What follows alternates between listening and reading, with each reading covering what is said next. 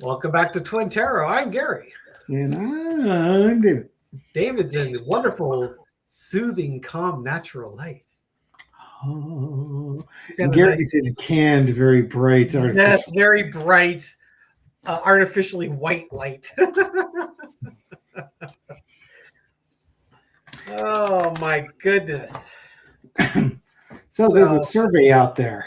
Yes. 59% of the people in the survey said Trump's not mentally fit to be president. In that same survey, it's a Washington Post, I think ABC Ipsos poll. Yeah. And then 55% say he's not physically healthy enough to be president of the United States. You know, it strikes me in the run-up to the election in 2024, the health of the presidential candidates were definitely focused on the Democrat. Yes. And Donald Trump was going to be the most transparent, healthy president. The 6'2.5", 210 pound, very physically healthy, completely not at all demented, faking his biometrics or anything like that presidency. So, according to this poll, 59% of the people feel he is not mentally acute enough to be president. I'm paraphrasing a little bit. Yeah, I guess when you're looking at a picture of a lion, a bear, a snake, and a giraffe, and he can get that right, that doesn't inspire a lot of confidence.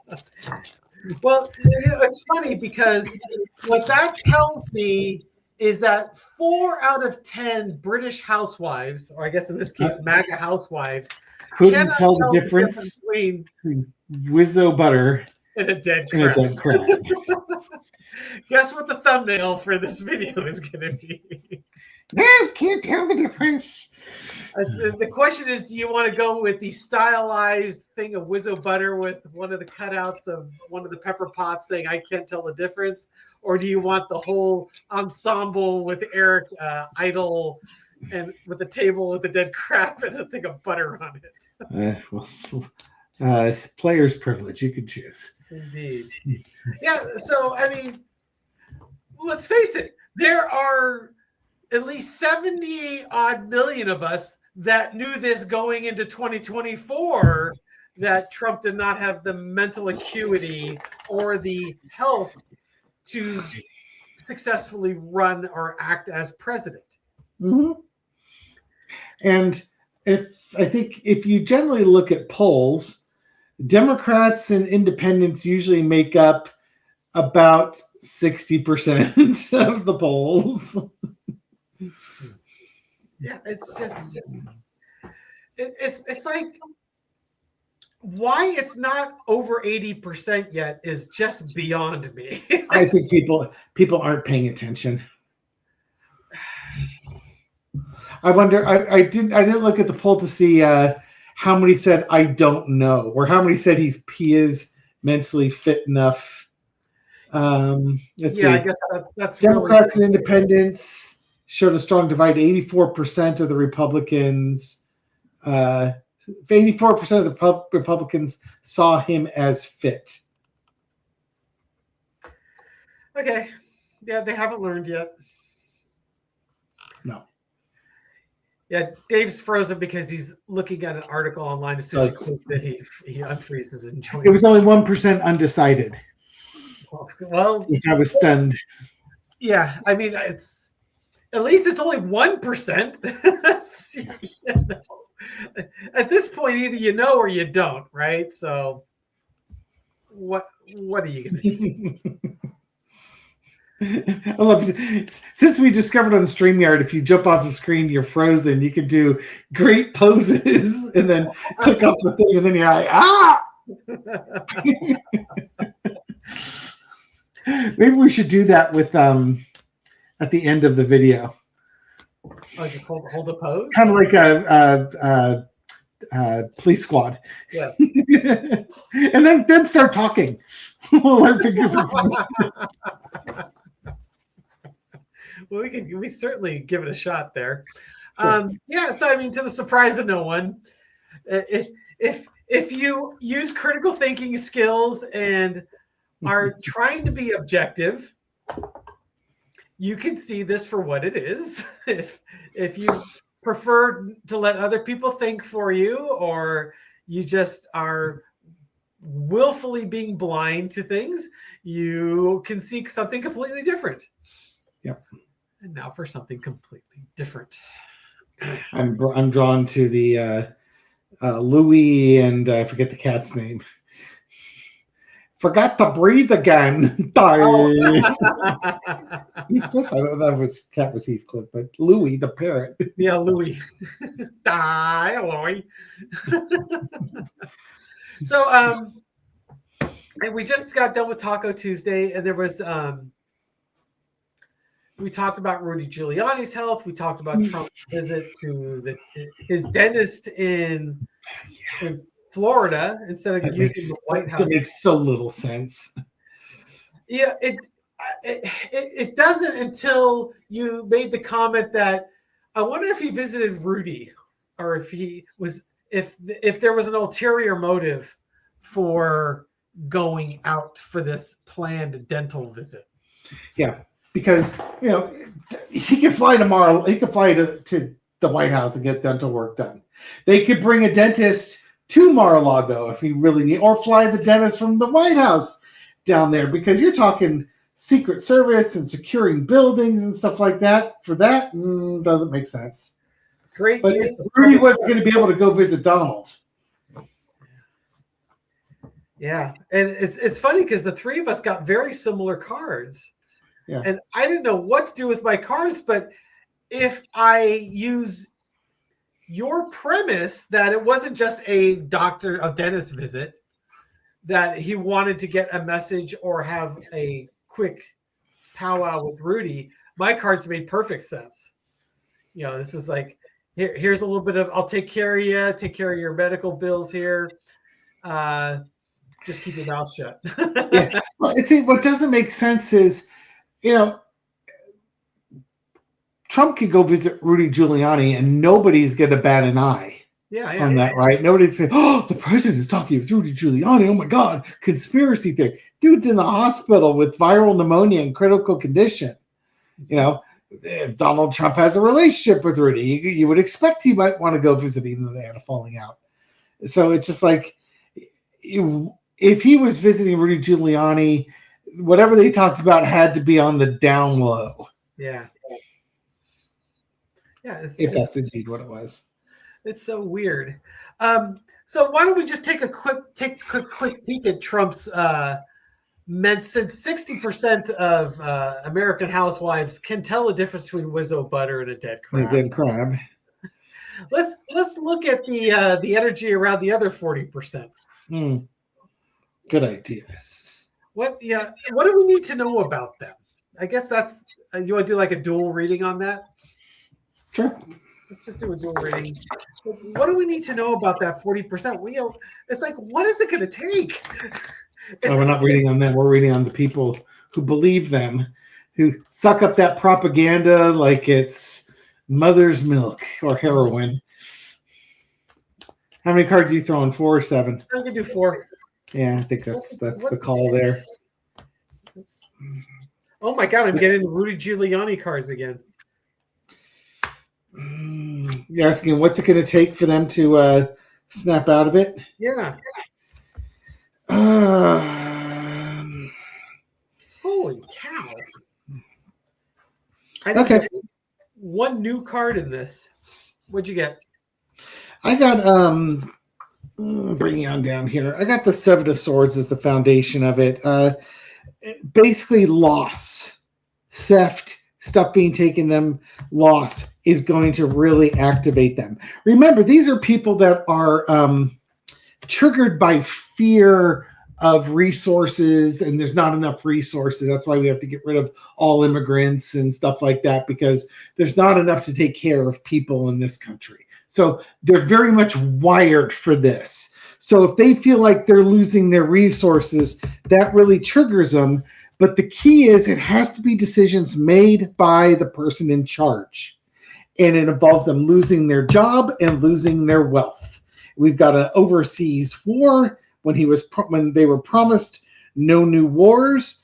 If inflation goes up, cost of everything goes up, gas prices go up, everything gets more expensive, and the amount of it doesn't matter how much you tell them that they're patriots for paying $6 a gallon for gas at the gas station or $7 for diesel. These folks are going to get pissed because they're going to look at this war and they will be able to make the correlation between this war and high gas prices. Couple that with Trump wanting his freaking ballroom, they are going to hate that ballroom because it's literally like, I'm paying $6 a gallon for gas and I lost my job and I'm losing my farm, and you want your stupid effing ballroom. Well, F you. If they could piss on the side of that ballroom, they'd do it in a second. Yeah. So what I'm getting is it really aligns well with what you just were saying. I start with the Six of Pentacles. Yeah. It's like we're seeing all the money you and your rich friends are making, but we're getting like almost nothing back from this. And they will have to, it's when they stop and they think about what it is they've been given versus what it is everyone else has been getting and what they were promised. They were promised a whole bunch of stuff, but they haven't been given a whole bunch of stuff. And this is where your reading starts to come in. There's your ballroom card right there. Yeah. There's your $1 billion for the Secret Service, also known as Trump's ballroom. And you put us in a war, in a shooting war, and you said you weren't going to do that. And it's the longer that war goes on, and the more it impacts their wallets because of gas prices and food prices and all that other stuff, it's going to impact their world. Yep. And it's when it hits their world is when they can start realizing that Wizzo butter and a dead crab are not as similar as they might think they are. Oh God, yeah, it's and that's been the frustration with people that have empathy. It's like, how come you can't picture that? How come it has to make your only will turn on the guy when your life becomes miserable? Yeah, that's an awful, very specific one person at a time change. So in some ways, when we're seeing this massive expenditure, a big massive tax break for uber wealthy people, and gas prices really don't impact uber wealthy people. They have a chauffeur that fills up their car for them, type of thing. It's what percentage of their disposable income or their needed income is spent on fuel. Insignificant. But for a lot of Trump supporters are people of simpler means. Yes. Not all of them, but quite a few of them. He has a large following in rural communities, and rural communities tend not to be as affluent as the big city. Yes. And therefore, fuel prices impact them a lot more than others. Especially if you're a farmer and you need fuel for your harvesting vehicles and the cost of your fertilizer, and but it's like you said, it's that lesson of learning empathy that it's got to. At some point, you will grow when you realize it's not just what impacts you that's important. Right. Or being able to see how this can impact you as you're watching others get impacted by that. That happened to me today. I was out and about, and I was just thinking about, the people in Iran, the people in Ukraine, the people in Palestine, who are getting the crap bombed out of them, whose lives have been turned upside down and shaken violently. Yeah. And here I am walking down the street to the store like there's nothing, my world hasn't changed other than $6 a gallon gasoline.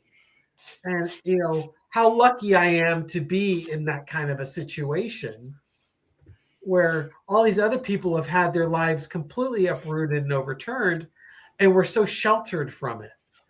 Yeah. But it's one of those things that apparently 40% of the population hasn't quite made it there yet. Exactly. It's so disappointing, Exactly.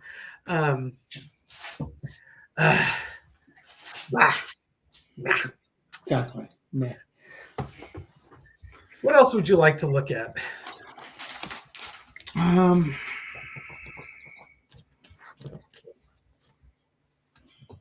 know. Well, let's do a little bit of a fun one. It's more catty than anything else. Something else we just tapped briefly. I've been wanting to read on Marco Rubio and JD Vance's vying to be Trump's favorite. Trump loves to pit people against each other and then have them compete to show who loves Donald more. And he's said he had JD Vance meet with the Pope, and now Rubio's meeting with the Pope. JD Vance was kind of sent to negotiate with Iran, but Rubio seems to be taking the golden child role. And it makes me wonder how JD Vance is feeling about this. Pardon me for just a moment. I will pardon you for just a moment. I just wonder if JD Vance, in his mind, he has said everything he needs to say. He's jumped through all the hoops Trump's put in front of him, yet he seems to be kind of on the outside looking in at this point. Mm-hmm. That Marco, because he's willing to wear Florsheim clown shoes, is leading the leading candidate for the heir apparency to Donald J. Trump. Yes.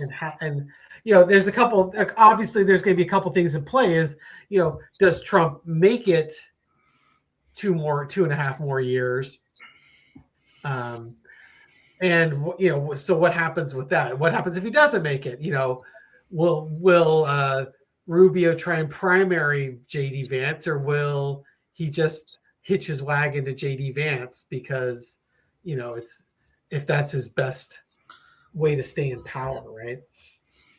So let's why don't you do Rubio? I'll do JD Vance. See how we're feeling about this friendly competition between these two bros. I'll let you start. Oh, okay. Did you throw cards yet? Oh yeah, I threw cards, but I was comparing Vance and Rubio. Oh, okay. Yeah, I'll do the same thing. That's cool. 4 of coins. There's a restriction of value. So Trump keeps the cards close to his vest. And, it's almost like Trump's going to pick the guy who keeps Trump's secrets and his legacy the best. Yeah, and then underneath is the 4 of swords. Who can keep their mouths shut and do that? Now with JD Vance, what's his thoughts on JD Vance? JD Vance, he's like a queen. He keeps his wife pregnant. Yeah, it's like like the welfare queen. He thinks JD Vance is soft, sitting on the couch here. He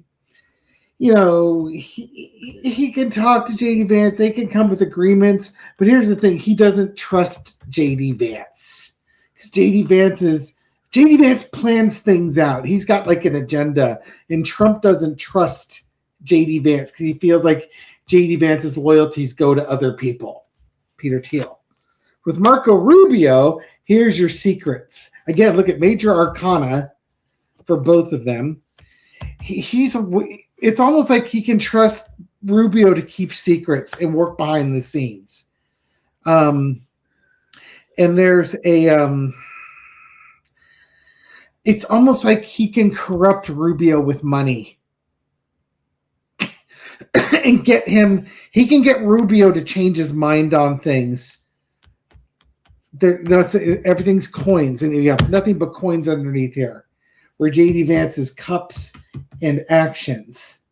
So to me, it's like he feels like, Rubio's smarter, knows stuff. He can keep secrets, and maybe Trump's got secrets on Rubio, involving wealth and corrupting with money. JD Vance, he's just a couch. He's like a very effeminate, sort of girly man type thing that serves other people and not Trump. JD Vance doesn't have the values that Trump doesn't look at JD Vance and says, that's my guy. He looks at Marco Rubio and says, that's my guy. All right, let's see what I got here. Okay, so I got JD Vance here, Rubio here. What's going to link them together are the Two of Wands. So the actions that'll be taken that have the impacts on the future. For JD Vance, it's once again I got that Five of Swords. I think with JD Vance, he was not supportive of the war with Iran. Loser. And that, I think, impacted his relationship with dear leader. The clarifier, that's the Ace of Pentacles. There was an opportunity to show his value and how he was in alignment with Trump, but he chose to go a different direction because he saw things differently. And that was his choice. Now Trump's got a choice. Now with Rubio, you've got the Nine of Swords. You got the nightmare situation. That could just be, having to try on those size 14 shoes. All right, he's dealing with anxiety, but there's a truth out there. That's interesting. I'm not sure what I want to say what that's relating to the Nine of Swords. There's something that's causing him anxiety, something that's causing him stress, and the truth, it's a truth that he needs to face. There's that Five of Pentacles. I was expecting that to be on JD's.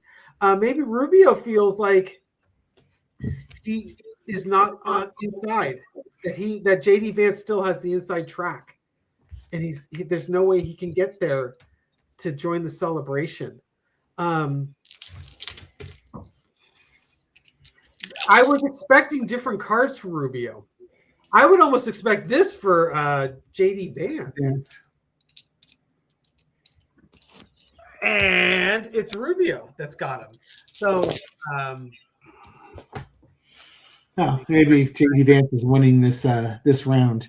Yeah, middle of the phase. Well, I guess what that Nine of Swords could be is if this situation in Iran does not go well. That's just where I was going with it. Yeah. JD Vance is going to look like he was the smart man in the room.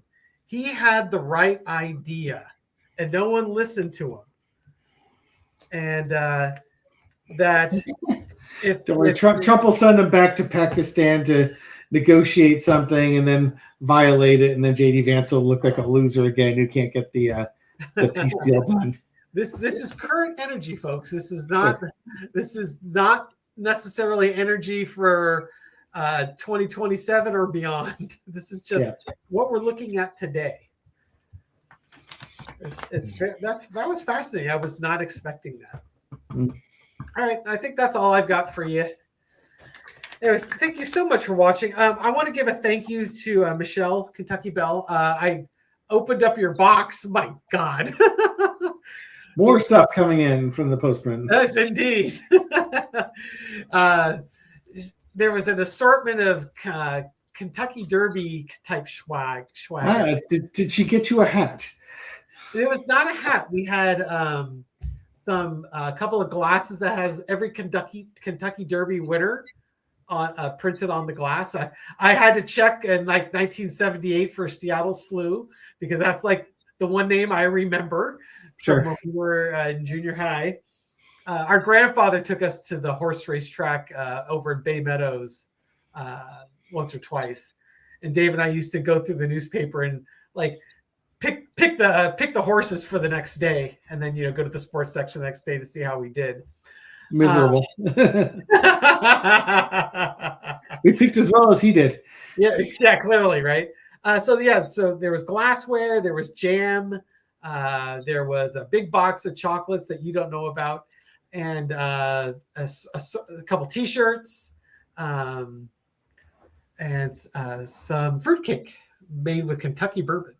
Fruitcake. That's definitely a theme going there. So thank you so much, Michelle. And then we had some very thoughtful donations to the channel, which I appreciate because my videos have been not attracting many viewers, so the donations like double the revenue. There you go. So Robin Davis, thank you, Robin, for Swords for helping his video. Maybe YouTube will blast it more if they get half of the money from it. Oh, so. yeah, they do. YouTube thanks you too, right? And then just a card for the rest of you. Thank you for supporting us over the last couple of years. We're coming up on our 2-year anniversary. I think our first video came out towards the middle of May. Is that the first monetized video or the first video? First video. Okay. The first monetized one was like towards the end of May. June. It was in June. Yeah. So, anyways, thank you for taking care of us, Queen of Pentacles. Totally appreciate you. Check your subscription status. YouTube has been unsubscribing like crazy. Marina's getting so many viewers. I don't need to backpedal to help her catch me. She's doing a great job on her own. So check that subscription status. If you want to be subscribed, make sure you're subscribed. Okay. If not, then we'll just keep that a little secret. Thank you so much for watching. We'll catch you soon, folks. Take care, everyone.